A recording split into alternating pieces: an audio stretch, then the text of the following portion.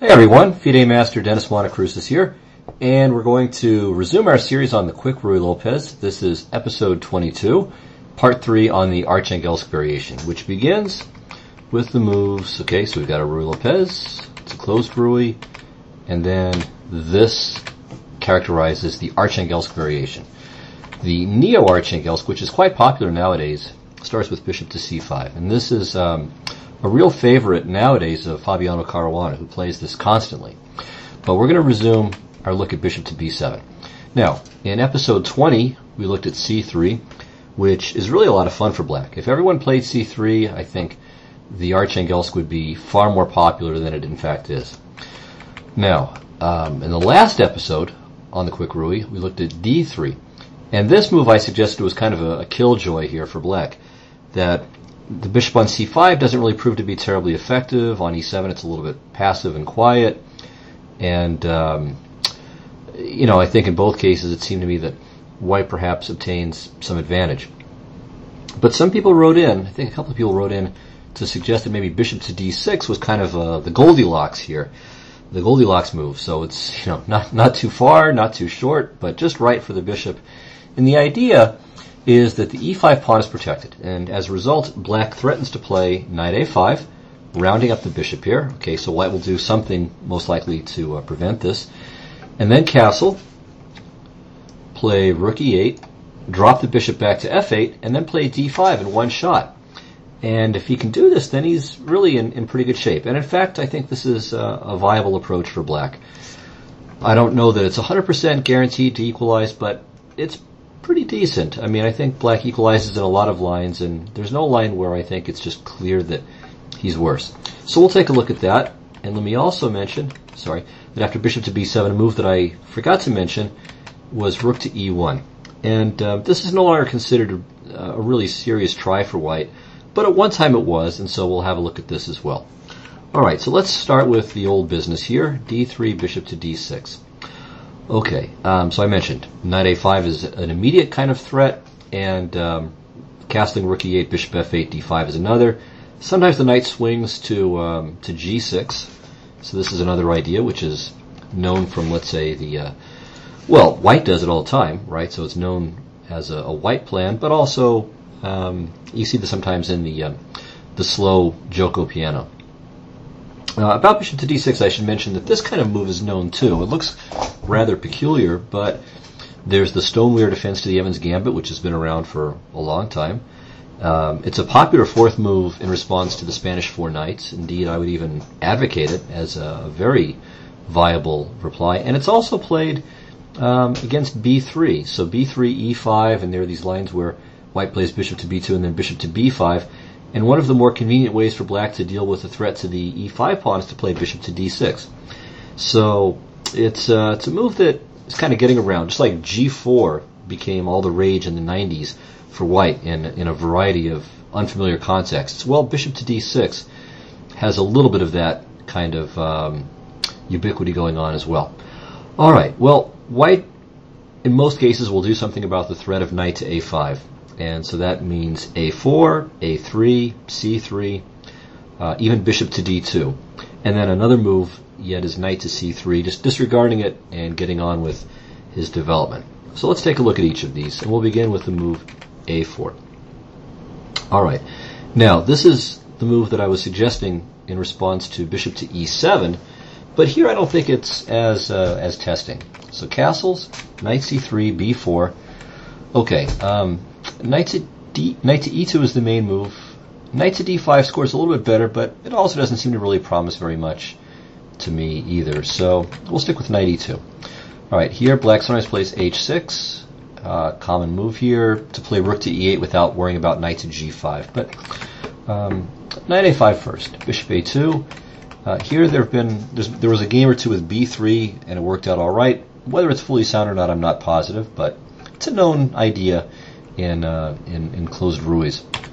So h6 is the main move, knight g3, rook e8, and again, black is going to follow with bishop to f8 and d5. He's at least a tempo up on the bishop to e7 plus d6 lines.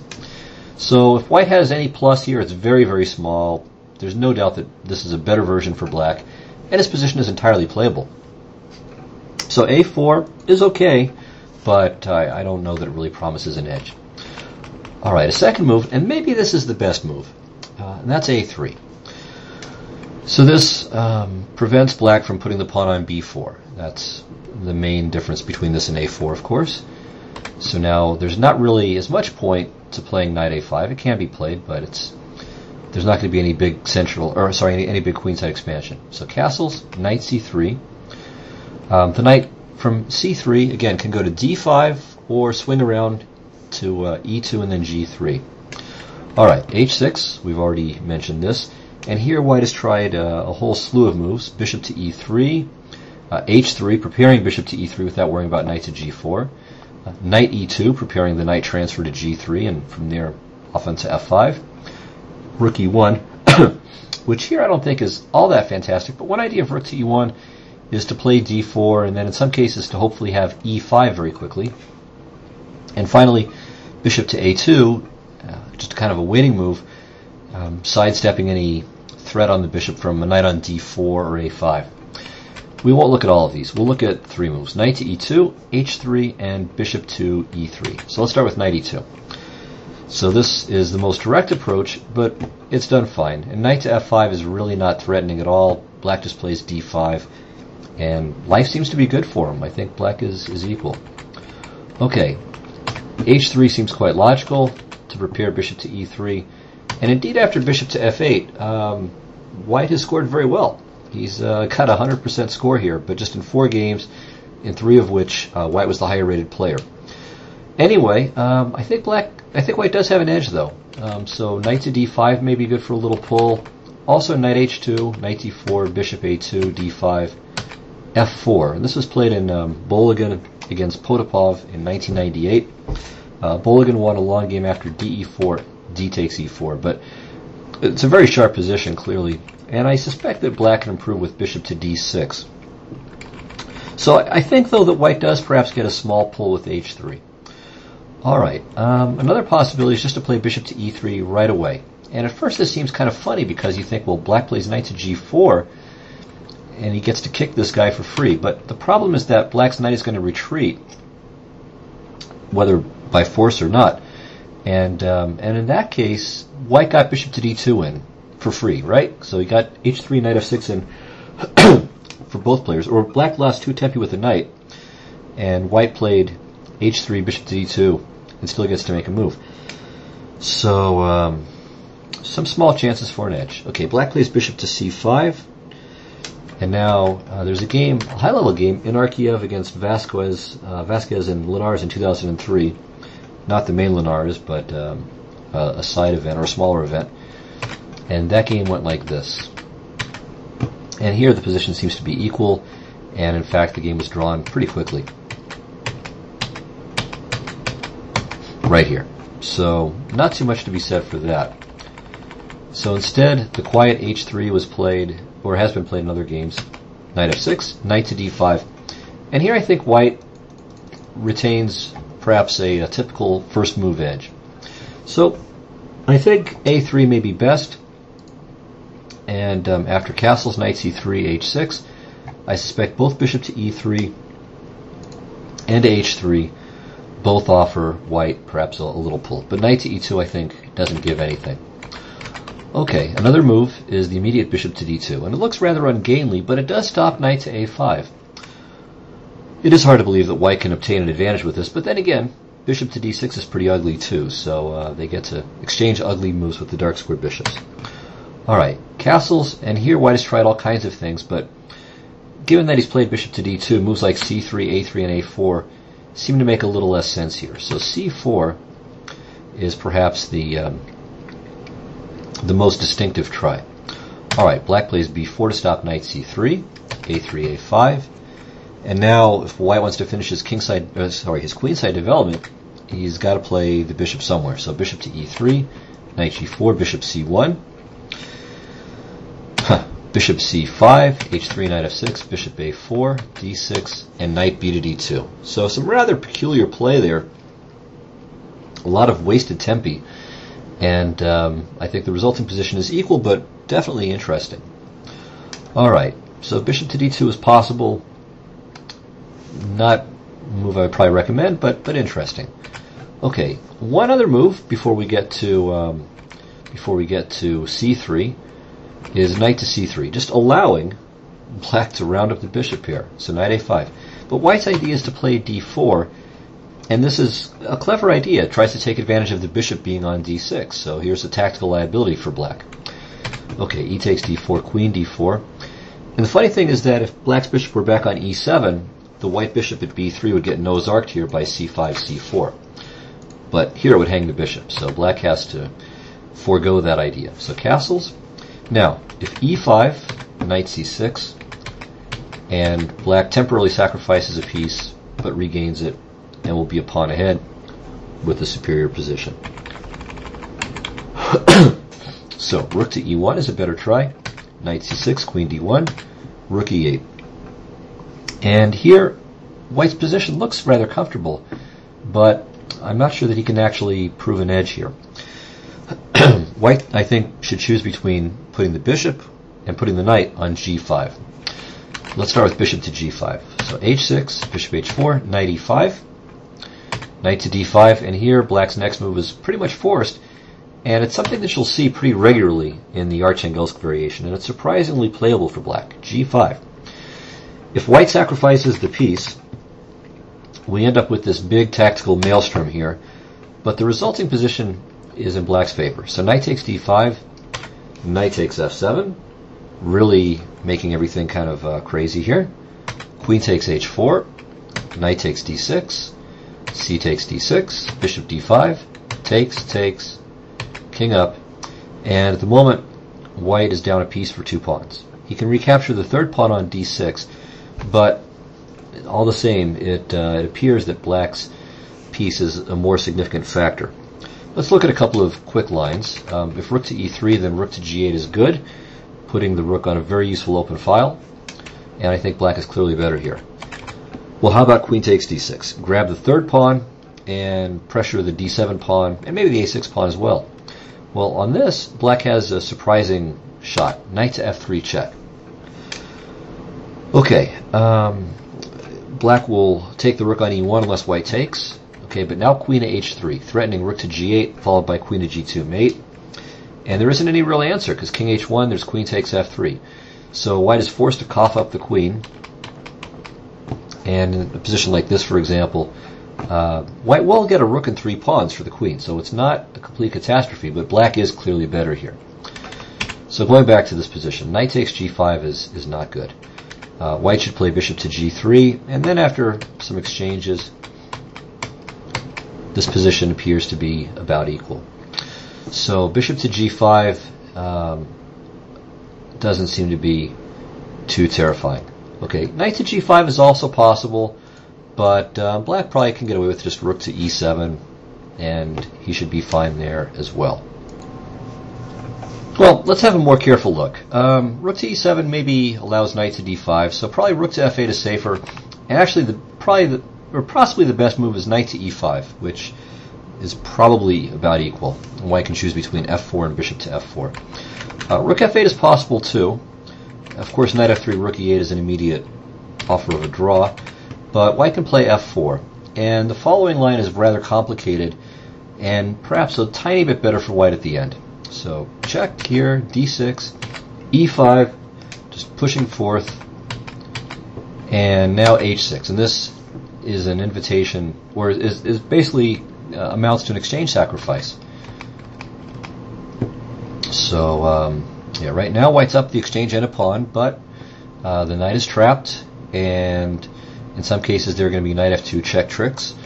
White's queenside is underdeveloped, so it's still rather interesting. And in fact, here you can see it's not quite so simple for black to just pick up that knight over on f7. And in fact, here white is retaining an extra exchange. His kingside pawns are a little bit weak, and his development has some problems, but still, I would prefer to have the extra material here. So perhaps black's best bet is to play knight e5 in this position rather than rook to f8. So this line might have some promise for white as well. Hard to say, but it's an interesting possibility.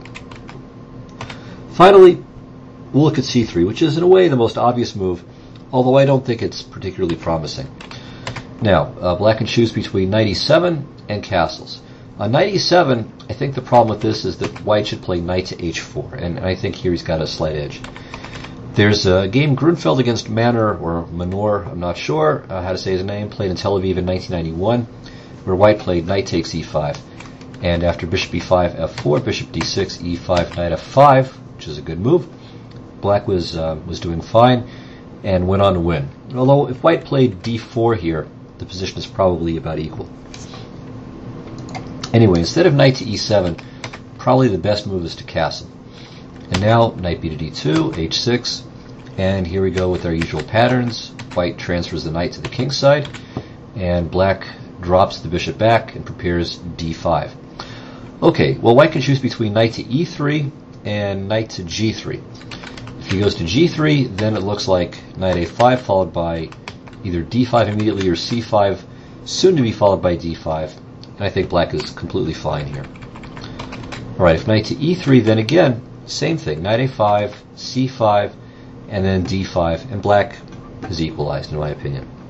So I don't really think c3 is the best of the lines. I think a3 is probably white's best bet on move 8. So d3, bishop d6. My vote is for a3, and I think knight c3 has a little bit of flavor to it as well. All right, so now let's move on to rook to e1. As I said, this used to be considered a very important, a very significant line. Nowadays, it seems to have been pretty much completely tamed. All right, bishop to c5, c3, d6, d4, bishop to b6. Now, there are a number of moves that white can play that will transfer or transpose the game into neo-Archangelsk territory. For instance, if bishop to e3, then I think we're going to end up there very soon. So, for instance, castles, h3, and this is back in that zone, or knight b to d2. Okay, maybe black can try knight to g4, but let's say he plays h6, h3, rook e8, and here we're in a neo-Archangelsk. Note, by the way, in case you're curious, that knight takes e4 is a blunder because of d5. And if the knight moves, then bishop takes b6, followed by knight takes f2. Followed by rook takes e4. And if bishop takes e3, rook takes e3. And black should probably play knight takes f2 then. But either way, he's going to be down a piece for 2 pawns. White's clearly better if not winning. Alright, so bishop to e3, as I said, is not really of tremendous independent value. So we'll look at 2 moves. We'll look at a4 and bishop to g5. Bishop to g5 used to be the main line and the important line. Okay, so a4, castles, bishop g5, h6, and a couple of possibilities here. A takes b5, and then trading rooks and only then bishop to h4, or bishop to h4 immediately. Let's start with this. Well, after a takes b5, black has an option here besides a takes b5, and it's to play knight takes d4. And this is going to lead to simplifications where white maybe has a very, very small advantage. So takes. So lots of captures. Material is even. Black has the bishop pair, but a slight kingside pawn weakness. So this, I think, is close to equal, but white has a very, very small pull. Nothing much, but a little something. So black generally plays a takes b5. Okay, rook takes, bishop takes, and now white has tried both bishop to h4 and bishop f6, but bishop f6 really doesn't get him anywhere. So takes, d5, knight e7, knight a3, and then the thematic c6 breaks the center open, or starts to break the center open, as well as protecting the b5 pawn. And black should be okay. He can either go for d5 after the exchange on c6, or play something like knight to g6, knight f4, and try to stir up some trouble over on the king side, with ideas like queen g6, f5 at some point, and so on. So I think a better try for white is bishop to h4. Alright, then takes, once again g5, and here maybe not g4 because of d5, and if the knight runs, then the knight goes to d4, h4, and then to f5, but rather, instead of that, black should probably play rook to e8, and just pressure the e4 pawn as much as possible. And this is probably about equal. Alright, going back here. Instead of a takes b5, white has also played the immediate bishop to h4.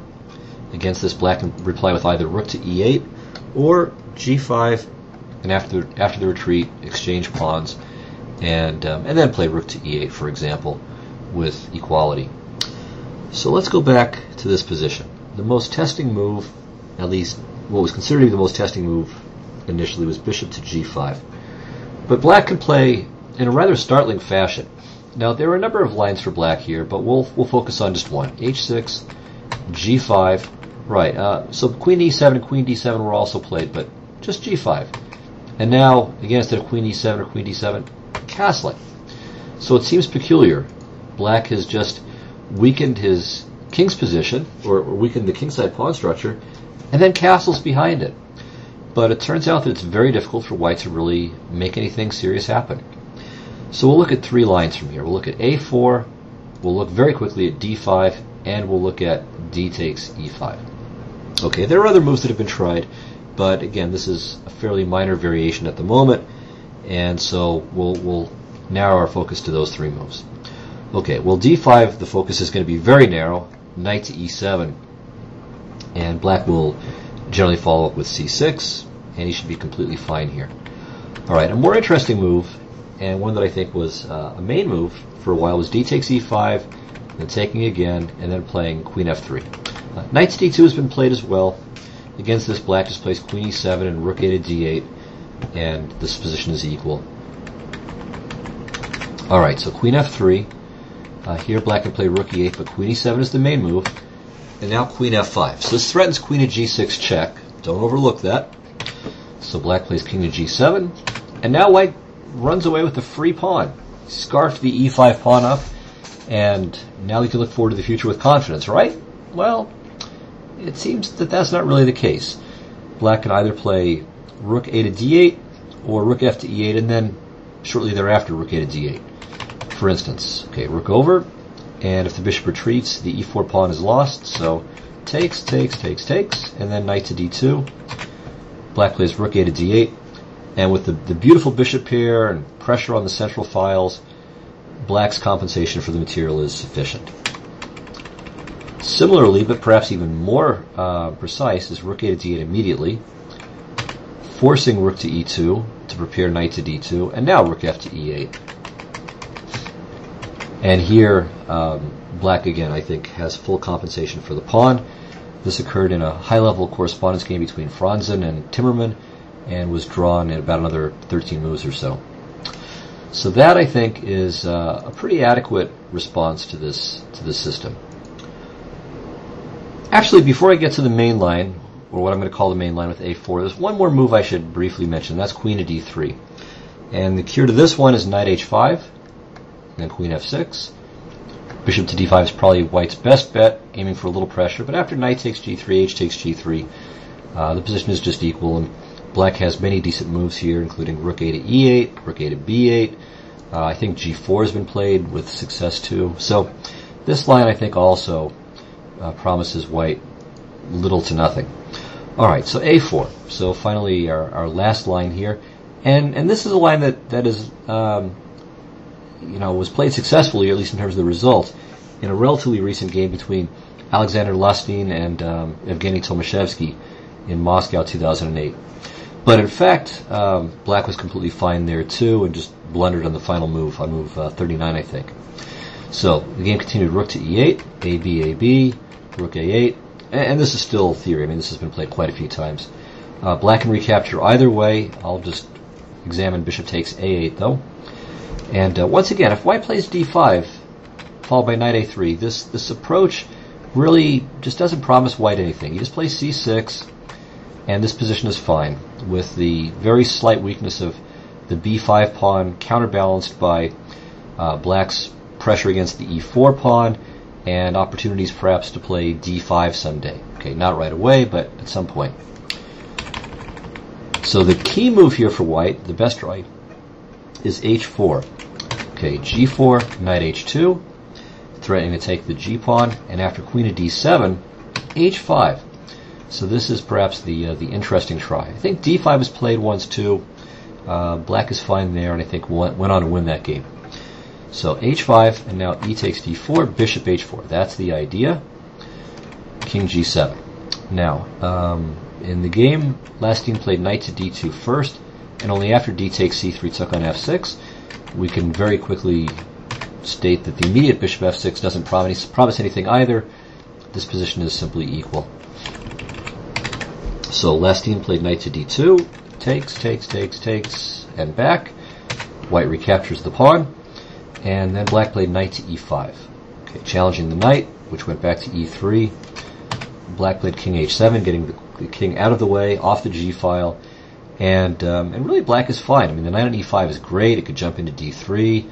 The rook is good on the e-file, pressuring the e4 pawn, but may also come to g8 to perhaps stir up some trouble on the long diagonal. So this position is equal, and as I said, black was equal or even slightly better. Well, even here, he's somewhere around that range, and really maintained it throughout the entire game until the very last move, where he simply blundered and lost on the spot. So, in sum, then, I think black is okay after rook to e1. There's no real problems here, which is why it has more or less gone into abeyance, while d3, I think, continues to be the most important rejoinder to this old-fashioned Archangelsk line. But perhaps bishop to d6 gives black reasonable chances for equality. Certainly the positions are very playable, and I think more comfortable than they were after either bishop to c5 or bishop to e7. So if you want to try this opening, this may perhaps be the way to go. Alright, so next time we'll take a look at the Neo-Archangelsk, which occurs with bishop to c5. And here, black waits to develop the bishop from c8, depending on when or whether white plays h3. So I'll see you then. Bye-bye.